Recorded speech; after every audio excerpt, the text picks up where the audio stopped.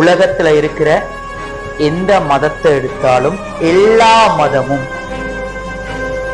வாழ்வியல் முறைன்னு சொல்ற நேரம், அதாவது வாழ்றதுக்கான வழிகாட்டல்னு சொல்ற நேரம் நல்ல விஷயங்களைத்தான் சொல்லுங்க.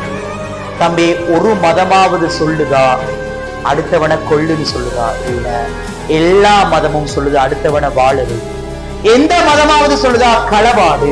இல்ல. எல்லா மதமும் சொல்லுது உதவி செய்யணும் சொல்லுது. களவாடுன்னு சொல்லுங்க, களவிடுன்னு சொல்லுங்க. எந்த மதமாவது சொல்லுதா தம்பி மனம் போட போக்குக்கு நீ இச்சைப்படி போன்று? இல்ல. எல்லா மதமும் சொல்லுதுன்னா மனசை கட்டுப்படுத்துற கலையை நீ தெரிஞ்சுக்கணும். அதுக்கு ஒவ்வொரு மதத்துல விதம் விதமான மத அனுஷ்டானங்களையும் அறிமுகப்படுத்தி. சோ முதலாவது மனிதத்தை ஒழுங்கா ஏற்றுக்கொண்டாலே மதத்தை ஒழுங்கா பின்பற்றின மாதிரி தான். அதான் மதங்கள்ல தம்பி கோட்பாடுகள்ல வித்தியாசம் இருக்கேலும், இறைவனை வணங்குற விஷயத்துல வித்தியாசம் இருக்கு. ஆனா மனிதத்தை போற்றுறதுல மதங்கள் எல்லாம் ஒரு நிலையில தான் நிற்கிறது. சோ ஏனைய மத உணர்வுகளையும் நம்ம கட்டாயம் மதிக்கும். சரியா?